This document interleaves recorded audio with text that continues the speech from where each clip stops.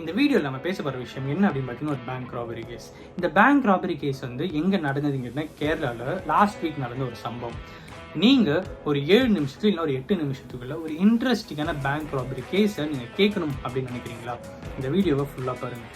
எதனால் நான் சொல்கிறேன் அப்படின்னு கேட்டிங்கன்னா, ஒரு 2.5 நிமிஷத்தில் ஒரு பேங்க்குள்ளே போயிட்டு 15 லட்சம் ஒருத்தரால் திருட முடியும் அப்படின்னு சொன்னால் உங்களால் நம்ப முடியுமா? அண்ட் எல்லாத்துக்கும் மேலே திருடிட்டு அவன் போலீஸ்க்கு எப்படிலாம் டார்ச்சர் கொடுத்தான். டார்ச்சர் இந்த சென்ஸ் அவனை கண்டுபிடிக்கிறது என்னென்னமோ பிளான் பண்ணுறாங்க. எல்லாத்துலேருந்து தப்பிச்சு போயிட்டு இருக்கான். பட் கடைசியாக ஒரு சின்ன விஷயத்தை தப்பு பண்ணி மாட்டிக்கிறான். அந்த சின்ன விஷயம் என்ன அப்படிங்கிறதையும் இந்த வீடியோவில் நான் உங்ககிட்ட வந்து பேச போகிறேன். வாங்க டாபிக்ல போகலாம்.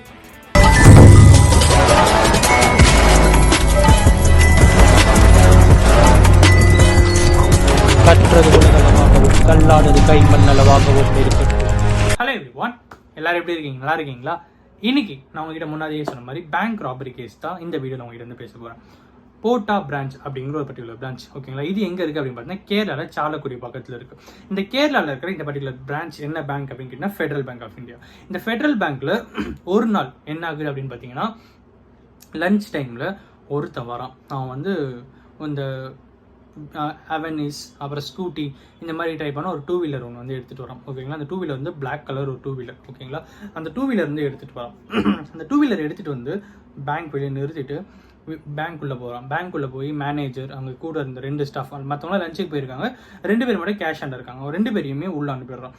உள்ளே அனுப்பிட்டு க்ளோஸ் பண்ண அவன் என்ன பண்ணுறான் அப்படின்னு பார்த்தீங்கன்னா, ஒரு சேர் எடுத்து அந்த கண்ணாடி டோரை உடச்சி உள்ளே போயிட்டு கேஷியருடைய கேபினில் இருக்கிற ஒரு 45 லேக் வந்து அது கேஷ் இருந்திருக்கு. அந்த 45 லேக்கில் அவன் எடுத்த பணம் எவ்வளோ அப்படின்னு பார்த்தீங்கன்னா 15 லட்சம் தான். வெறும் 15 லட்சம் மட்டும் தான் பேங்க்லேருந்து எடுக்கிறான். மீதி அமௌண்ட்டில் என்ன பண்ணாங்க அப்படின்னு கேட்டிங்கன்னா எதுவுமே எடுக்கல. வெறும் 15 லேக் மட்டும் எடுத்துக்கிட்டு அங்கேருந்து தப்பிச்சு போயிடுறான். இது நடந்த டோட்டல் டைமிங் என்ன அப்படின்னு பார்த்தீங்கன்னா வெறும் 2.5 நிமிஷம். இந்த 2.5 நிமிஷத்தில் அவன் உள்ளே வரான், பேங்க் மேனேஜரை த்ரெட்டன் பண்ணி உள்ளே அனுப்புகிறான், லாக் பண்ணுறான், வெளியே வரான், கதவு உடைக்கிறான், உள்ளே போகிறான், 15 லட்சம் மட்டும் எடுக்கிறான், எடுத்துட்டு வெளியே வந்துட்டே இருந்துடுறான். மொத்தமே 2.5 நிமிஷத்தில் பக்காவாக பிளான் பண்ணி இந்த ஸ்கெட்ச் போட்டு லாக் பண்ணிடுறான். 15 லட்சத்தை பேங்க்லேருந்து எடுத்துகிட்டு போயிடுறான். ஸோ அதுக்கப்புறம் போலீஸ் கம்ப்ளைண்ட் ஒரு பக்கம் கொடுக்குறாங்க, இன்னொரு பக்கம் வந்து போலீஸ் ஒரு பக்கம் சேஸ் பண்ணுறாங்க. சிசிடிவி கேமராவில் எப்படி இருக்கும் அப்படின்னு பார்த்தீங்கன்னா, சிசிடிவி கேமரா உள்ள ஒரு மாஸ்க் இந்த சென்ஸ் இந்த மங்கி குள்ளா மாதிரி இருக்கும்ல, அது போட்டுட்டு அதுக்கு மேலே ஹெல்மெட் போட்டுட்டு அதுக்கு மேலே ஒரு துணியை கட்டின்னு இருக்கான். உடம்பு ஃபுல்லாக வந்து அடிக்கிற வெயில ஜெர்கின் ஒன்று போட்டு, அந்த லாங் டிரைவ் பைக்கிங் போகிறவங்கள ஜெர்கின் போடுவாங்களே அந்த மாதிரி ஒரு ஜெர்கின் போட்டுன்னு ஆள் அடையாளமே தெரியல கிளம்பி போயிட்டே இருந்துடுறோம். அவன் கிளம்பி போகிற இடம் ஃபுல்லாக நம்ம சர்ச் பண்ணலாம், சிசிடிவி கேமரா சர்ச் பண்ணலாம் அப்படின்னு பார்க்க சிசிடிவி கேமரா சர்ச் பண்ணுறாங்க. அப்படி சிசிடிவி சர்ச் பண்ணும்போது ஒரு இடத்துல அந்த வண்டி போகிறது தெரியுது, அடுத்த கேமராவில் அந்த வண்டி போகிறது தெரியல, 3வது இடத்துல அந்த வண்டி போகிறது தெரியுது, 4வது இடத்துல அந்த வண்டி போகிறது தெரியல. ஸோ இந்த மாதிரி இப்போது கேமரா 1, கேமரா 2, கேமரா 3, கேமரா 4 வச்சுக்கலாம். இந்த ஒன்றுத்துக்கும் வந்து ஒரு 2 கிலோமீட்டர் டிஸ்டன்ஸ் வச்சுக்கலாம். இந்த கேமராலேருந்து ஓவர் கிராஸ் பண்ணால் நான் ஒரு 4 வேல் இருக்குன்னு வச்சுக்கோங்க. இந்த 4 வேல் எந்த வழியில் போனாலும் ஒன்று அந்த 4 வழியில் போனோம், இல்லைனா அந்த 2 வழி ஏதோ ஒரு இடத்துல போய் கனெக்ட் ஆகும். இந்த மாதிரி இருக்கிற இடத்துலையும் கேமராஸ் இருக்குது. அங்கே பார்க்கும்போது மிஸ் ஆகுது, அடுத்த கேமராவில் பார்த்தா இருக்குது. என்னடா இது கன்ஃபியூஷனாக இருக்கே அப்படின்னு சொல்லிட்டு ஒரு பக்கம் போலீஸ் டிபார்ட்மெண்ட் வந்து ரொம்பவே குறைச்சல் கொடுக்குறான் இந்த பர்டிகுலர் நபர் அந்த போலீஸுக்கு. ஸோ அதுக்கப்புறம் என்ன பண்ணுறாங்க அப்படின்னு பார்த்தீங்கன்னா, ஒரு விஷயத்தை நோட் பண்ணுறாங்க. அவன் ஏன் ட்ரெஸ்ஸை காஸ்டியூம் வந்து சேஞ்ச் பண்ணிடக்கூடாது, ட்ரெஸ் சேஞ்ச் பண்ணிட்டு ஏன் வண்டி ஓட்டிருக்கூடாது? ஒரு கேமராவில் ட்ரெஸ் சேஞ்ச் பண்ணிக்கலாம், இன்னொரு கேமராவில் திருப்பி வேறு ட்ரெஸ் போட்டுருக்கலாம். ஸோ அப்படி இருக்கும்போது எப்படி அப்படின்னு சொல்லிட்டு என்ன பண்ணால் வண்டியை வச்சு நோட் பண்ணலாம் அப்படின்னு சொல்லி வண்டியை வச்சு டார்கெட் பண்ணுறாங்க. அதே மாடல் வண்டியை அங்கே எத்தனை பேர் வாங்கியிருக்காங்க? கிட்டத்தட்ட 10,000 பேர்கிட்ட அந்த வண்டியை வந்து வாங்கியிருக்காங்க. ஸோ அப்போ 10,000 பேரோட அட்ரஸ் எடுத்து லிஸ்ட் எடுத்து ஒவ்வொருத்தராக போய் இப்போ கேட்குறது அப்படிங்கிறது இட் இஸ் அப்சல்யூட்லி கிரேசி, கரெக்டுங்களா? ஸோ அதனால் போலீஸ் என்ன பண்ணுறாங்க அப்படின்னு பார்த்தீங்கன்னா, கேமராவை வச்சு வந்து கான்சென்ட்ரேட் பண்ணி அந்த மாடல் வண்டி எங்கெங்கெல்லாம் எந்தெந்த வண்டிலாம் போதும் அதை சேஸ் பண்ணலாம் அப்படின்ற மாதிரி ஒரு பக்காவான ஸ்கெட்ச் போட்டு சேஸ் பண்ணுறாங்க. அப்படி சேஸ் பண்ணிட்டு போகும்போது ஒரு பர்டிகுலர் இடத்துல ஒருத்தர் வீடு வந்து பார்க்குறாங்க. ஸோ ஒரு சாலக்குடி ஐ திங்க் ஸோ அந்த ஏரியாவில் இருக்கிறவங்க தான் யாராவது ஒருத்தர் எடுத்துருக்கணும். ஏன்னா அந்த வண்டி கடைசியாக இவங்க ஃபாலோ பண்ணிகிட்டே போன வண்டி, அந்த பர்டிகுலர் வண்டி வந்து கடைசியாக அங்கே மட்டும் தான் போயிருக்கு. அப்போது அங்கே தான் யாருனா இருக்கணும் அப்படின்னு சொல்லிட்டு போகிறாங்க. அங்கே இப்போ நீங்கள் ஸ்க்ரீனில் பார்க்குறீங்களா ஒரு வீடு, இதுதான் அந்த திருடனோட வீடு, ஓகேங்களா? இந்த திருடனோட வீடே இதுதான். இந்த வீட்டில் இருந்து தான் அவன் திருடி இருக்கான். பட் போலீஸுக்கு ஸ்டார்டிங்கில் கன்ஃபியூஷனே வரல, எந்த ஒரு ஐடியாவுமே இல்லை இவன் தான் திருடி இருப்பான் அப்படின்னு சொல்லிட்டு. ஜஸ்ட் ஒரு நார்மல் இன்ட்ரோகேஷனாக இன்வெஸ்டிகேஷனாக எல்லா போலீஸும் வீடு அனுப்புறாங்க. பட் அன்ஃபார்ச்சுனேட்லி அந்த டைமில் என்ன அப்படின்னு பார்த்தீங்கன்னா ஒரு கெட் டுகெதராக வந்து வீட்டில் அரேஞ்ச் பண்ணிடும். பக்கத்து வீடு, எதிர் வீடு, இந்த பக்கத்து வீடு எல்லாருமே எல்லாம் கேதரிங்காக சேர்ந்து கெட் டுகெதர் திருடினான் பார்த்தீங்களா, அவன் தான் அங்கே முக்கியமான கல்பிரிட். அவன் அங்கே இருக்கான். அவன் என்ன சொல்கிறான்னா, மற்றவங்கள பார்த்து நீங்கள் தான் யாரோ போலீஸ் கிட்ட மாட்ட போகிறீங்க, போலீஸ் வந்திருக்காங்க, பக்காவாக மாட்ட போகிறீங்க அப்படின்ற மாதிரி சிரிச்சே ஜாலியாக வந்து பேசிகிட்டு இருக்கான். போலீஸ் வந்து என்ன நினைக்கிறாங்க, இவ்வளோ பெரிய வீடுலாம் வச்சிருக்கான், இவன் ஏன் இதெல்லாம் திருட போகிறான் அப்படின்னு சொல்லி, சரி ஓகே ஒரு நார்மல் இன்ட்ரோகேஷன் பண்ணி பார்க்கலாம் அப்படின்னு சொல்லிட்டு வீட்டுக்குள்ளே வராங்க. வீட்டுக்குள்ளே வந்ததும் அவங்க என்ன சொல்கிறாங்க பார்த்தீங்கன்னா, இந்த மாதிரி திருடு போன விஷயம் எல்லாமே சொல்கிறாங்க. ஓ அப்படியா அப்படி இப்படின்னு சொல்லிட்டு ஒரு மாதிரி கேட்டுனே இருக்கான். பட் அந்த டைமில் அந்த வண்டி அந்த கிராஸ் ஆகி போச்சு ஒரு வண்டி, அந்த வண்டி அந்த இடத்துல வந்து பார்க்குறாங்க.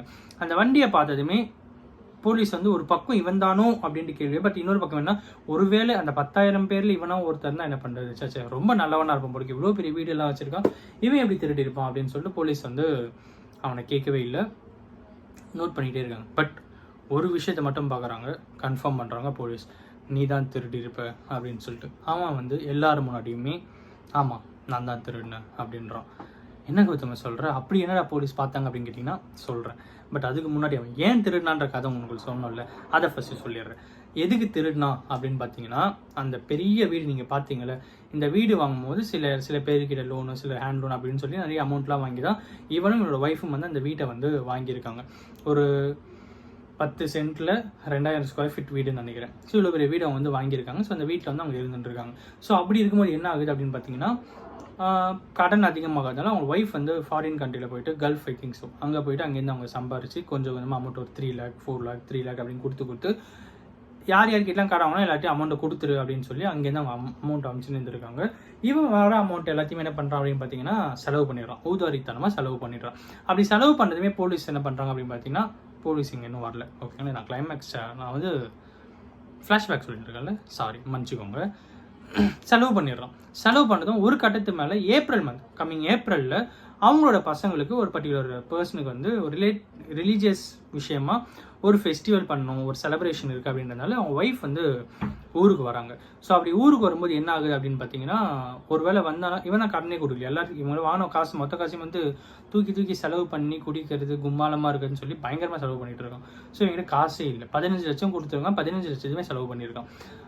ஒரு வேளை வந்தாலும் ஒய்ஃப் கேட்டால் பெரிய பிரச்சனை அப்படின்னு சொல்லி என்ன பண்ணான் அப்படின்னு பார்த்தீங்கன்னா, பக்காவாக பிளான் போடுறான். ஒரு கேமராவில் ட்ரெஸ்ஸு மாற்றணும், ஒரு கேமராவில் பழைய ட்ரெஸ்ஸு போடணும், ஒரு கேமராவில் நம்ம நார்மல் ட்ரெஸ் போடணும், ஒரு கேமராவில் பேங்க்கில் இந்த ட்ரெஸ் போடணும் அப்படின்ட்டு ட்ரெஸ்ஸை மாற்றி போட்டுக்கிறான். இன்னொரு டைமில் இவனே அந்த ஃபெடரல் பேங்க்கில் வந்து ஒரு அக்கௌண்ட் ஓப்பன் பண்ணுறான். பேங்க் முன்னாடி அந்த ஒரு சர்ச் இருக்குது, அந்த சர்ச்சில் உட்காந்துக்கிட்டு அங்கேருந்து யாரெல்லாம் வராங்க, யாரெல்லாம் போகிறாங்க, பேங்க்கில் இருக்கிற ஸ்டாஃப்லாம் எத்தனை பேர் வந்து லஞ்சுக்கு வெளியே போகிறாங்க, எத்தனை பேர் உள்ளே இருக்காங்க, கேஷியர் கவுண்டர் எங்கே இருக்குது, உள்ளே கேஷ் எங்கே வைக்காங்க, எல்லாத்தையுமே கேதர் பண்ணுறான். 1 week தரவாக ஸ்டடி பண்ணுறான். அதுக்கப்புறம் தான் என் பிளானை போடுறான், மணி அடிச்சுட்டு வந்துன்னே இருந்துடுறான். ஸோ எல்லாத்தையுமே போலீஸ் வந்து கண்டுபிடிச்சிடுறாங்க. எப்படி கண்டுபிடிச்சாங்க, என்ன ஆச்சு அப்படின்னு கேட்டிங்கன்னா, எல்லாமே பண்ண தெரிஞ்ச அவனுக்கு மண்டையில் இருக்கிற கொண்டையை மறந்த மாதிரி ஒரு சின்ன விஷயத்த மறந்துடுறான். அது என்ன அப்படின்னு பார்த்தா, அவன் போட்டிருந்த ஷூ. அவன் இந்த ட்ரெஸ்ஸை மாற்றுறான், பேண்ட்டை மாற்றுறான், ஹெல்மெட் எடுக்கிறான், எல்லாம் இருக்கிறான். ஆனால் அந்த ஷூ அவன் வந்து கரெக்டாகவே காணும். எல்லாத்துலேயுமே அந்த ட்ரெஸ்ஸு அந்த வண்டி அந்த ஷூ, அந்த வண்டி அந்த ஷூன்ட்டு அதை மட்டுமே ஃபாலோ பண்ணி தான் போலீஸ் வந்து கரெக்டாக இந்த இடத்துல தான் இருப்பாங்க அப்படிங்கிறத கண்டுபிடிச்சாங்க. அதுக்கப்புறம் இந்த விஷயத்தை அவங்க கிட்ட சொன்னதும், வண்டியை வச்சு கேட்டால் ஒத்துக்க மாட்டான், ஷூவை வச்சு கேட்டால் அப்படின்ட்டு ஷூ வச்சு கேட்குறாங்க. அண்ட் எல்லாருக்கும் முன்னாடி அவன் வந்து அதை ஒத்துக்கிறான். அதுக்கப்புறம் இப்போ ஃபர்தராக ப்ரொசீடிங்ஸ் வந்து போயிட்டுருக்கு.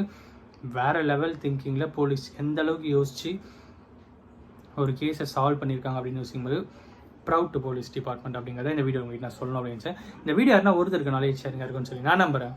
Thank you so much.